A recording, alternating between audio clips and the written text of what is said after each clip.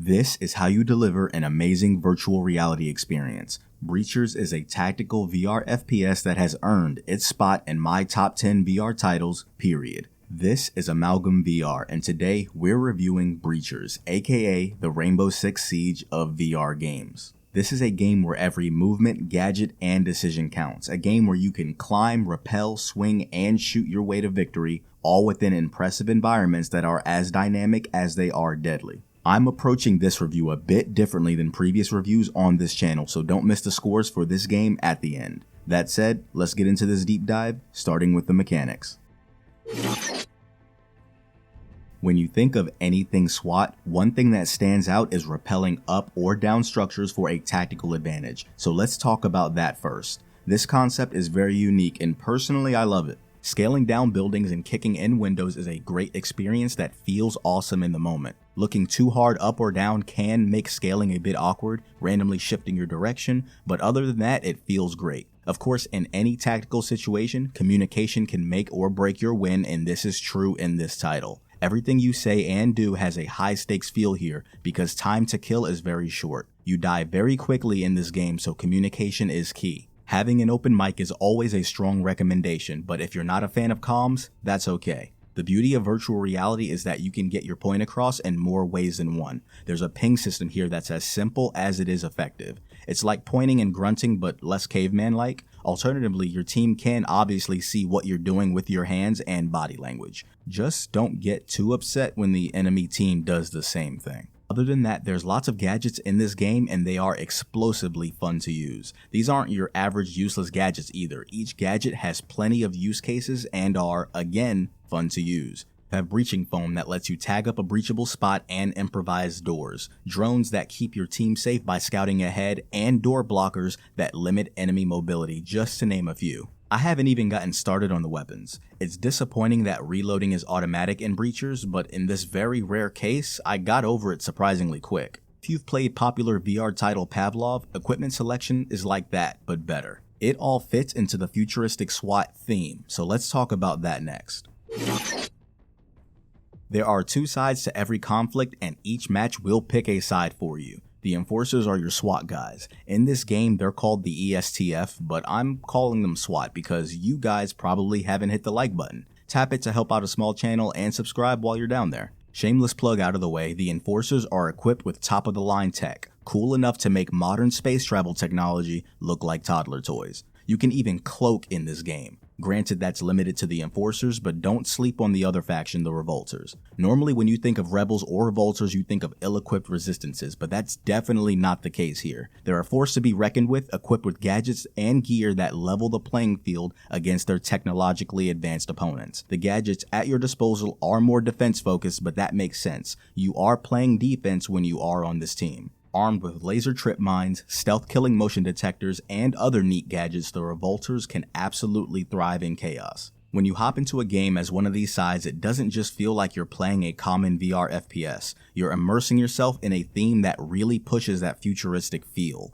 Breachers isn't just an FPS, it's a delve into a future that could very well be ours, except there's little AI here. The drones aren't cloning your voice and spewing racist nonsense at you, which is a plus all things considered. It's all pretty immersive, which brings us to...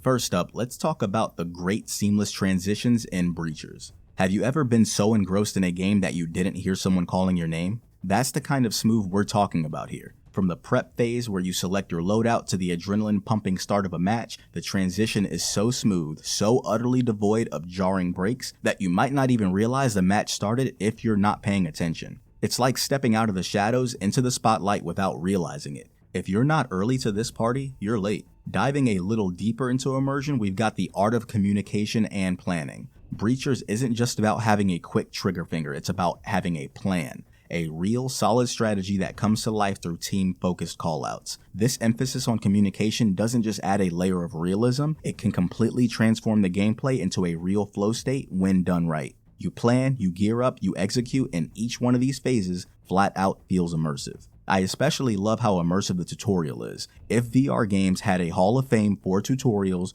Breachers would have a spot in that hall. Calling it one of the best tutorials in VR isn't a stretch at all. It's your welcoming committee, your guide, and your first experience in this game. I'm just flat out impressed with how fun and informative the tutorial is. No added fluff, everything has its own easy to understand section, and your companion drone buddy is pleasant company the entire time. Speaking of pleasant, thanks for liking and subscribing. Now let's talk about the visual quality.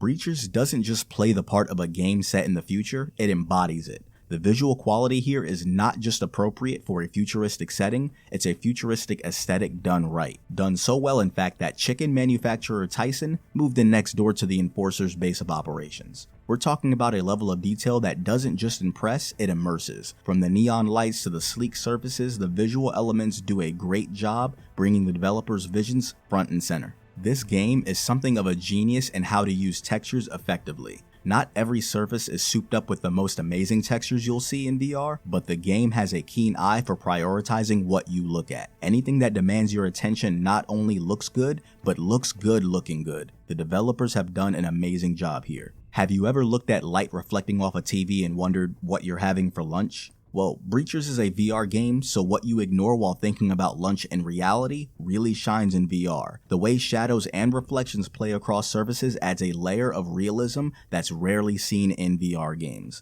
This attention to detail doesn't just add depth, it immediately grabs your attention and makes you ask the important questions, like whether you should order a salad or a burger. Just order the burger though, it tastes better. But I digress, let's talk about how gear looks. If the devil is in the details, then Breachers is downright diabolical. Each piece of equipment, from the textures in the guns to the intricate design of gadgets, is a work of art. These aren't just tools, they're masterpieces. That sounds like an exaggeration, but the gadgets and guns here feel like they were meticulously crafted and rendered with true attention to detail. Now let's talk about motion aids, because great looking gadgets mean nothing if you get sick using them.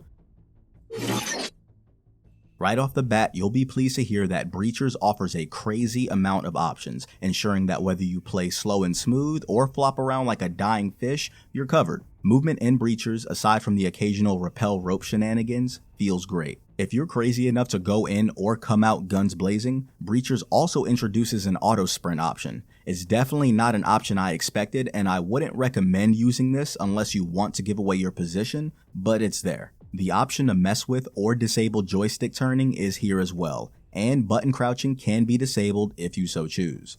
I firmly believe all VR games that would need these options should have them, but it's nice that you can turn them off completely if you don't want them. Other than that, you have options for holster adjustments, which is awesome because different people have different physical builds. There's also gun stock support too. I don't use gun stocks because I like the idea of giving you guys the average experience, but it's nice that this option is here. Of course, let's not forget dominant hand selection because that does exist. At its core, you can tell accessibility was a big focus for the developers of this game, and they did an excellent job. Lastly, let's talk about the audio quality, and while it's not the best auditory experience you'll have in VR, it's not the worst. It's like when you grab a cup of coffee that's just good enough to start your day, but you're probably not going to go bragging to people about it. Now, where Breachers does stand out a bit is with the ambient noises. You've got wind sounds that make you feel like you're actually outside, and the subtle hum of air conditioner units indoors feels like you're actually in that office space. Then there's the gunfire. If it's from a distance or you aren't right next to it, you get a muffled echo that sounds great and improves the experience. In general, the audio in Breachers is like that reliable friend who always shows up. They might not be the life of the party, but they are there for you, hopefully. So with all that said, yeah, Breachers is a pretty immersive game, but how does it stack up score-wise? We'll go in order, starting with the mechanic. Mechanics gets a 5 out of 6. With a diverse array of gadgets and strategic options, Breachers nails its mechanics, offering unique gameplay. Despite the occasional wonkiness with rappelling up or down buildings, the mechanics do well.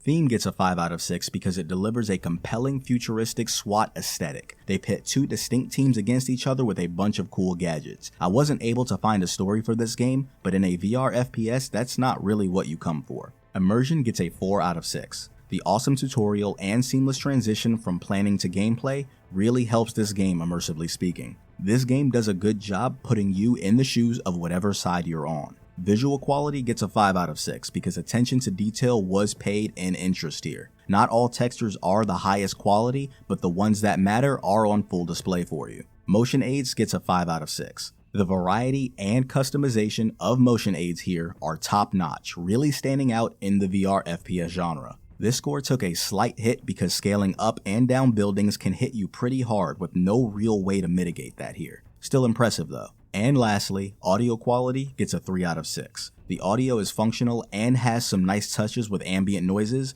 but the audio in Breachers doesn't quite live up to the rest of the game's quality. There's some noticeable room for improvement, but it won't break your experience. All that's to say, Breachers walks away with an overall score of 5 out of 6. This is a game that does a lot right, and where its pros definitely outweighs its cons. This is just a great game, perfect for any VR FPS enthusiast. And with that, thanks for watching. Please like this video if you found value and subscribe for more VR content. Let me know in the comments if you like this approach to reviewing games on this channel compared to my previous videos. VR gaming is a relatively new and growing industry. Show your support by subscribing and tuning in weekly for VR game reviews, and until next time, stay immersed.